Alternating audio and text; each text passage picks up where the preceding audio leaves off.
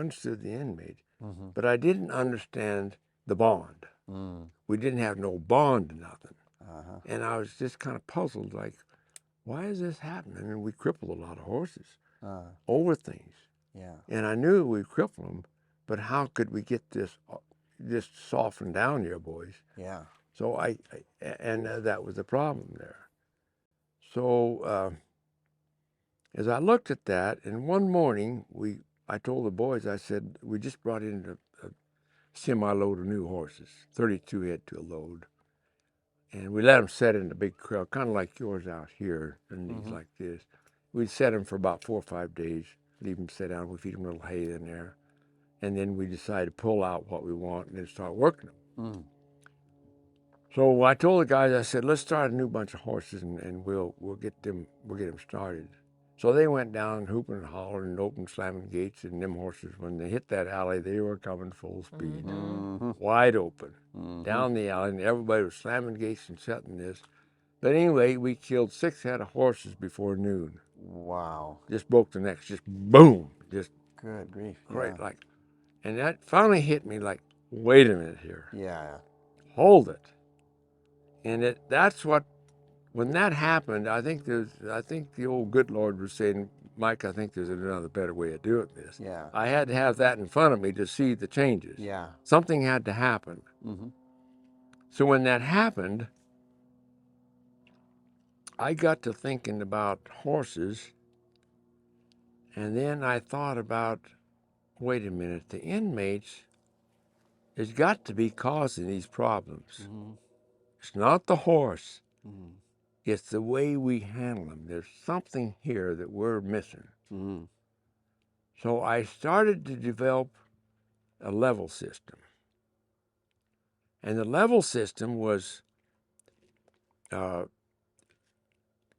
we had an alley and we had a buck and chutes just to hold them, The first level system was to gentle them, just get on, just pet them, just get them gentle.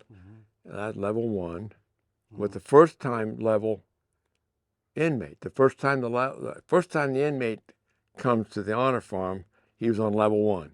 Okay. The horse is on level 1. So we put them together to get the established of that. And then the next one was level 2, which we broke him to lead a little bit. We tie him up on a rope with a inner tube and put him on an inner tube, let him stretch back and forth and gentle.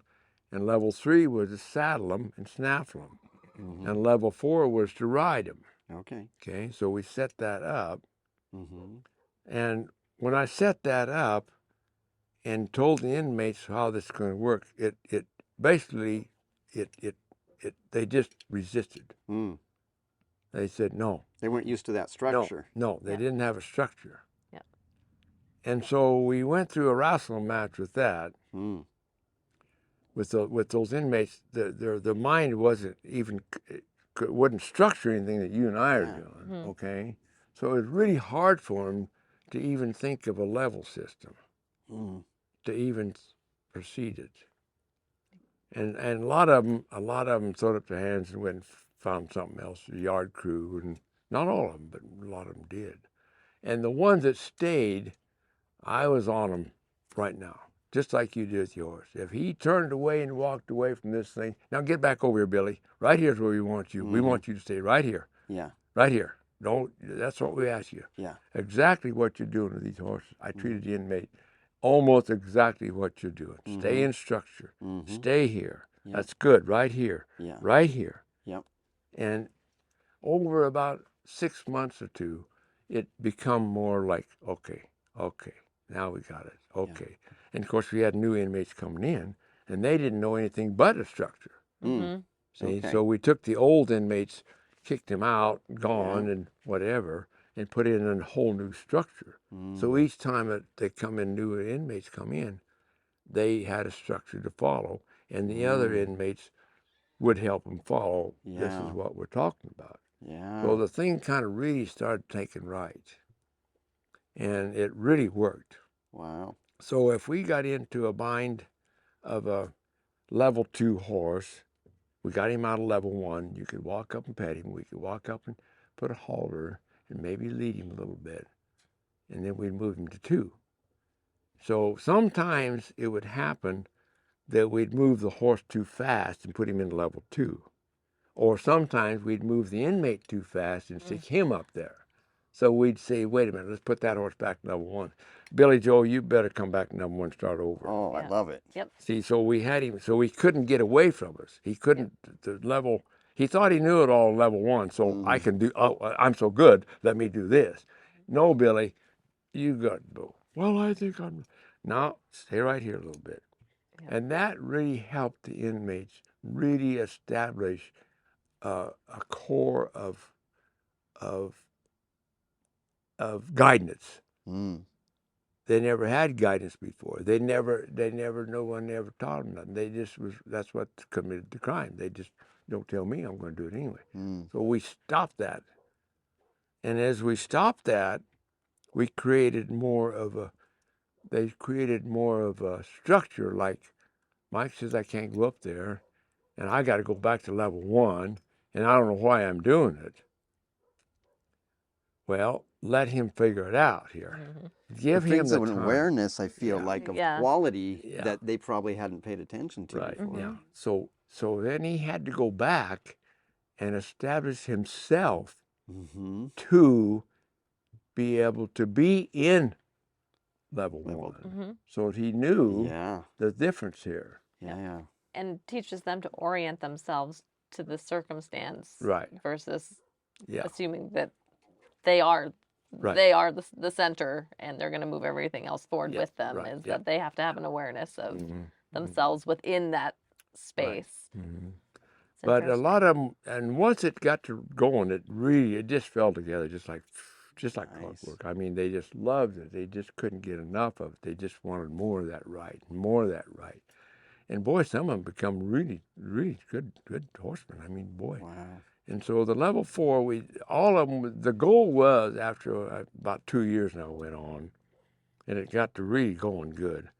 All those inmates says, I'm wanting to get on. I want to ride.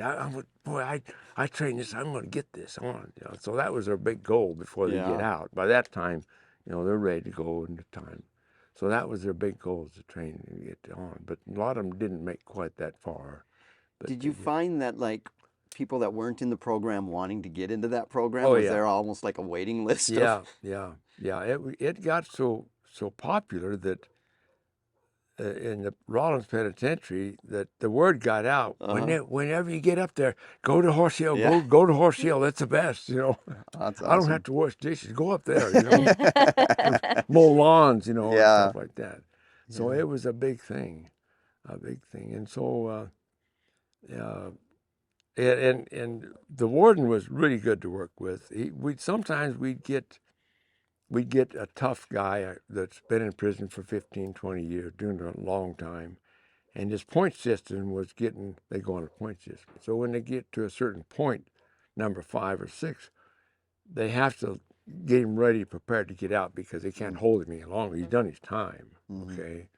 And some of those guys are not too many, but 2 or 3 of them come up the pipeline that nobody really wanted them out, but the system had to let him go, kind of. So there was in this bind there.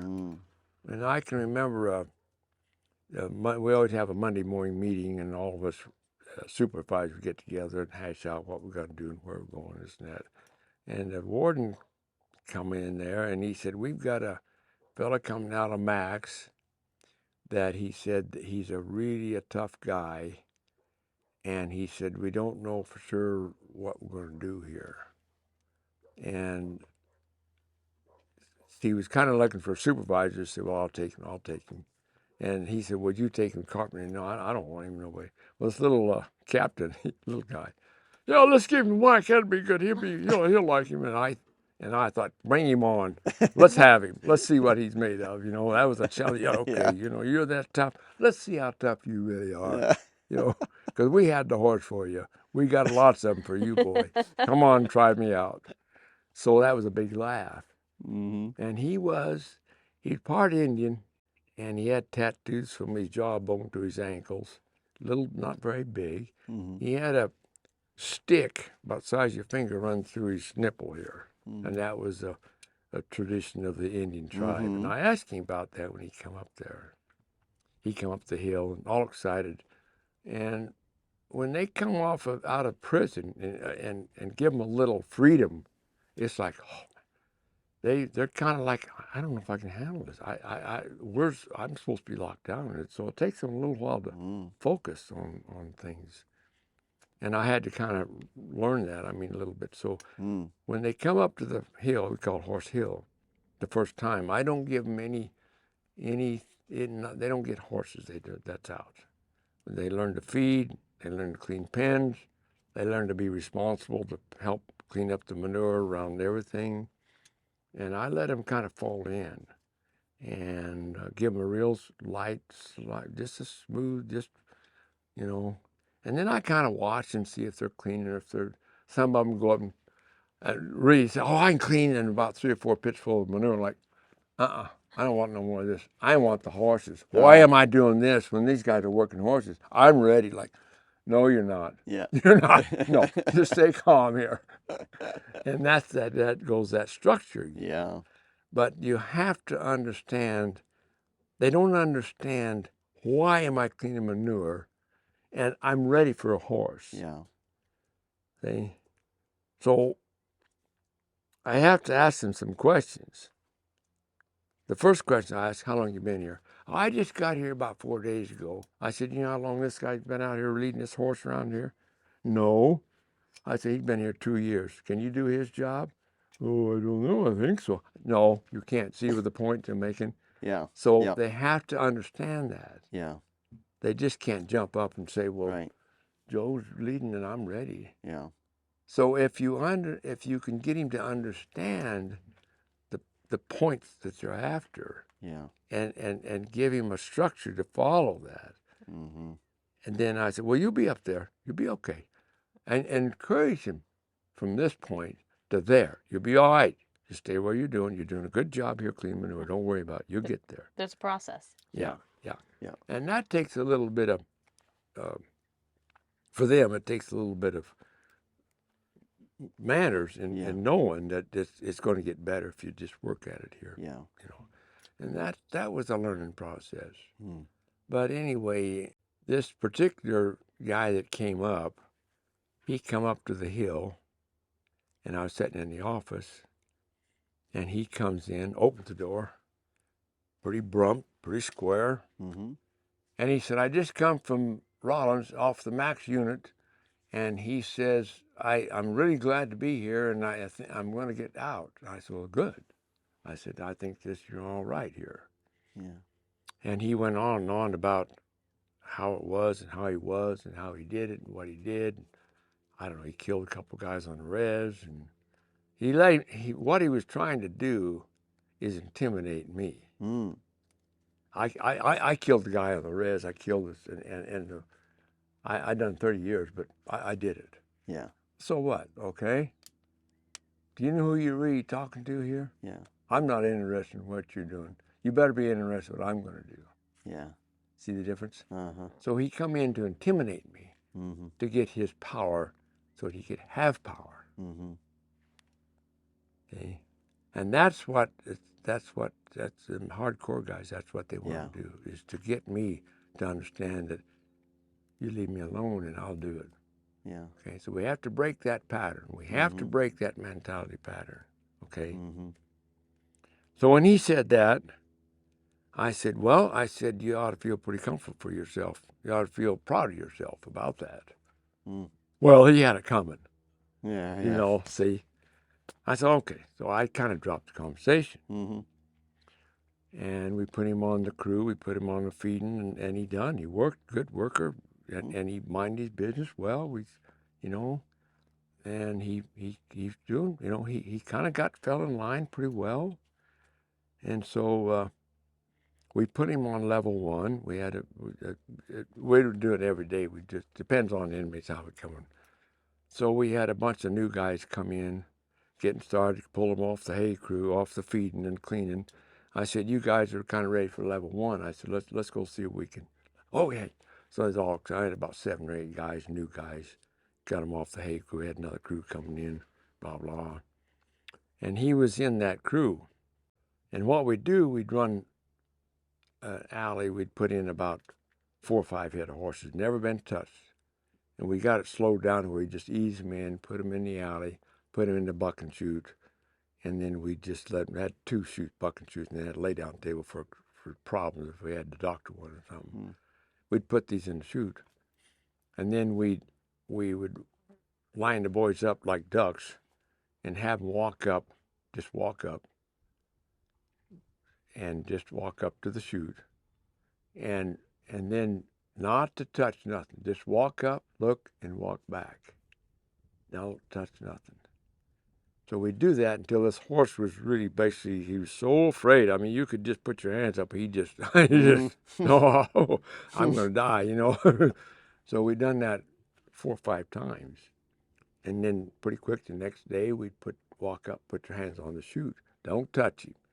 Just put your hand on the chute and walk off. So we do that a couple, 3 times. Then we turn the horse out. The next day we'd come back, and the more we did it, the horses become more acceptable. Yeah. Okay. Yeah. Anyway, this party Indian, he was really aggressive. You know, he could just. So then about the 3rd day, we'd put him on a long rope, we'd put a halter on him. We could put a halter on him. They'd kind of put their head down. We had a hook we could just ease him on there and just put the halter, and then we'd kick him out the next day. It took about maybe a week there to process him. And once they got a little gentle, then we'd put about a 35 or 40, maybe 50 foot of rope, soft cotton rope to snap on it. Leave the halters on them. Okay. And we'd reach in there and snap that lead rope on them. And we'd put about 4 or 5 guys on the end of the rope. It had a pretty good sized round pen, not real big, but it's all enclosed and it's pretty safe. Then we'd turn the horse out of the buck and shoot and let everybody just hang on. Just hang on to him. And don't just hang on to him. Don't pull him or nothing. And of course the horse would run off and they'd kind of swing. But those horses were so sensitive. The minute they'd hit the end of that rope, they'd just come right back like, don't. Yeah, they didn't want trouble. No, and they're so sensitive. And a lot of them would just come around and pull them, and I tell the boys, I said, don't try to hold them, just kind of go with them. Go with them. And I said, just keep your knees, get your knees bent, so that you're not up and falling on your face. You bend your knees, kind of sit down, just kind of let them drag you around there a little bit. I said, don't do nothing. And they'd stop. And then the lead man was about from here to the tractor, maybe a little farther away. And then he'd just kind of walk up real slow, and the horse just kind of looked, and then unsnap him, turn him loose. Yeah, and I only done that a couple times, and about the 3rd time, them horses was leading. You could lead them through a knothole. Just lead them right through wherever. A little bit scoopy, but they'd lead right now. You could break a lead. You could break a wild horse lead quicker than any horse I ever met with. So sensitive, so much. But to give that release and pull. So if that horse stopped, everybody gave him slack. Yep. And that was probably the best lesson. I have to kind of back up a little bit here. They all thought that I worked for the BLM, that I was a BLM wild horse program. I'm not. Okay. My job was to correct inmates. Correction, not the horse. I am hired to correct inmates, not horse. So that's what I was doing. And I concentrated. Okay, inmate, what are you doing? Why are you doing it? How come you're doing it? What can we do to correct this guy? So the horse was the tool. Horse was a tool. Yeah. All the horse was a tool. And I was correcting the inmates. So when I could finally got that, what I was doing with them. And anyway, we this Indian, I put him on the tail end of the back for the first time. I said, you just get in the back and hang on, it'll be okay. Well, what happens to that, most inmates, when you turn something out like that and they hang on, in their minds is a rush, like, I'm in control, I'm the power, and I'm going to get you. there's the committed the crime right there. It's in fact, it's in motion form. It's in motion. I'll get your money, I'll kill you, I'll change it, because there's the power and control that they have. And they did have power and control because they're tied to this. Okay? So when that emotional stuff goes through the minds, that's when you need to, that's the difference between correction and inmate. The correction is right here, right now. Yeah. Here it is. Now, if you fellows can't do this right, then you're not going to be successful in the world when you get out, fellas. Yeah. I told them that right. You got to interrupt that process. Yeah, I was going to say interrupt that mindset. Interrupt that. Yeah. Yeah. So when they all pull, when they all hang on, and when they give them slack, I said, now when that horse stops, everybody just to give them a little. And that really was amazing to me. The first guy in the front of the horse, he'd go, but the other guy'd hang on tight. Then the back here, so he feels that. Yeah, yeah. And then the third would hold it. And pretty quick, they get in their own conversation. Hey, Billy, give me slack. Yeah. Well, I am. No, you're not. And they get in this own little world in here in themselves. See? And they would do their own little, hey, he stopped. You give it to me. And they get into a little bit of woofy there. Yeah. And I'd let that happen. Oh, how interesting. I wouldn't get in the middle of their conversation because they're working through it themselves. Yeah. Okay? Yeah. They're working in that. So if you let them work through that and they see the respond of the horse stop, then they see right. They don't see wrong, they see right. But everybody has to be in tune with when it stops. Everybody has to give here. No we want communication between this man and the last man. Has to be in communication with the whole line of rope.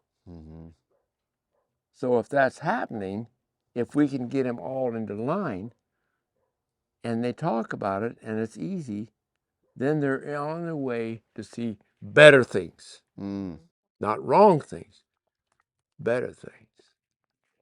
And I think that was probably the best start of rehabilitation. Wow. But anyway, go back to this guy. He was in the back, about 2 horses, and he comes up to me, and he says, "Mike," he said, "I want to get up. I want to see if I can get up there at the horse. I said, "Nah, I don't know yet."